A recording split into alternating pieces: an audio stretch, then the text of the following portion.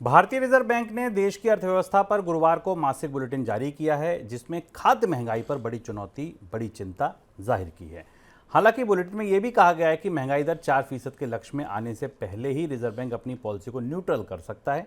Bulletin में यह भी कहा गया कि पॉलिसी दरों में कटौती की गुंजाइश सीमित है। रिजर्व बैंक का यह बुलेटिन ऐसे समय पर आया है जब जून के दौरान उपभोक्ता महंगाई दर बढ़कर 5.1% पर पहुंच गई है।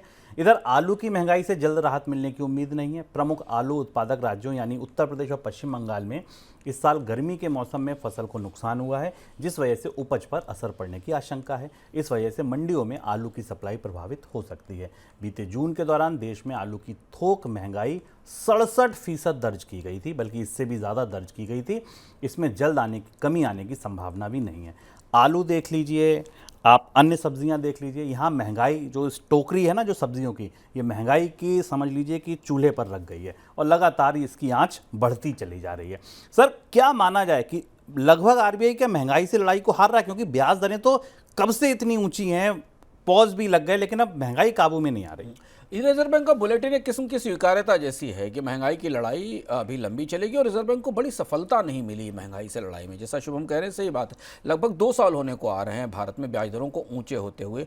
आपको याद होगा कि सरकार ने संसद में भी बात उठी थी संसद के पिछले कार्यकाल के दौरान कि रिजर्व बैंक को ये बताना चाहिए कि महंगाई की लड़ाई में क्या हुआ। लेकिन ये रिपोर्ट बहुत रिवीलिंग और बहुत कैंडिड है और रिजर्व बैंक काफ़ी सच लेकर सामने आया है।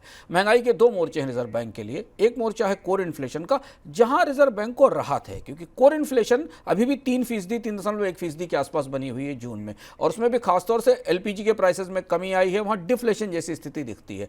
तो अगर रिजर्व बैंक के पुराने मॉडल को देखा जाए, जो पुराना मॉडल आज से 5-6 साल पहले का था, जिसमें बैंकर्स इस बात पर फोकस करते थे कि कोर इन्फ्लेशन नहीं बढ़नी चाहिए, फूड और बाकी इन्फ्लेशन ऊपर नीचे होती रहे, तो उस हिसाब से रिजर्व बैंक कोर इन्फ्लेशन को नियंत्रित रखने में सफल हुआ है। हालांकि इसका दूसरा पहलू ये कि कोर इन्फ्लेशन में गिरावट बाजार में मांग की कमी का भी परिचायक है कि बाजार में मांग नहीं है, इसलिए बहुत सारे उत्पादों की कीमतों में मार्जिन नहीं दिखाई दे रहे हैं।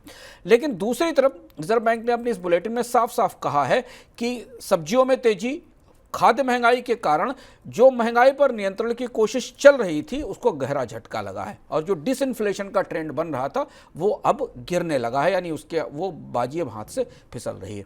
खाद्य महंगाई पर हम बार बार आपको अलग अलग तरीके से बताते रहे कि पूरी की पूरी बास्केट तेजी में है, और इसलिए जो रिजर्व बैंक ने इस बुलेटिन में कहा शुभम, वो सबसे महत्वपूर्ण था, जिसे समझना हमारे लिए जरूरी है।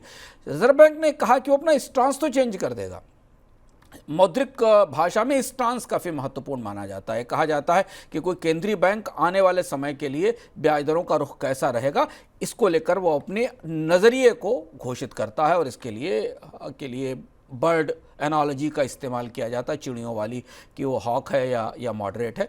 तो ऐसा तो कहा आरबीआई ने बाजार को राहत देने के लिए, बॉन्ड बाजार को खासतौर से राहत देने के लिए, कि अगर महंगाई की दर 4% से नीचे नहीं आती तो भी उसके पहले रिजर्व बैंक ये कह देगा कि बाजार में दरें बढ़ाने की उम्मीद नहीं है, क्योंकि जब स्टांस चेंज होने का मतलब है कि रिजर्व बैंक अब बाजार में ब्याज दरें नहीं बढ़ाएगा। पर कम कब होंगी ये उसने बिल्कुल नहीं कहा। और उसी दूसरी ही सांस में उसने ये कह दिया कि इतनी भी सुविधा नहीं उपलब्ध है अभी पॉलिसी में कि ब्याज दरों में कमी की जा सके। लगभग ऐसी ही बात जेरोम पावेल ने अपने हाल फिलहाल की मौद्रिक पॉलिसी समीक्षा के बाद कही थी, और इसलिए अब यहाँ से इस खाद्य महंगाई की रोशनी में, बिगड़ते मानसून के मिजाज की रोशनी में, जिसको हमने आपको प्रारंभ में बताया, सब्जियों की तेजी की रोशनी में, ऐसा लग रहा है कि महंगी ब्याज दरों का दौर लंबे समय तक चलेगा और रिजर्व बैंक इस मामले में कोई जोखिम नहीं लेने वाला है।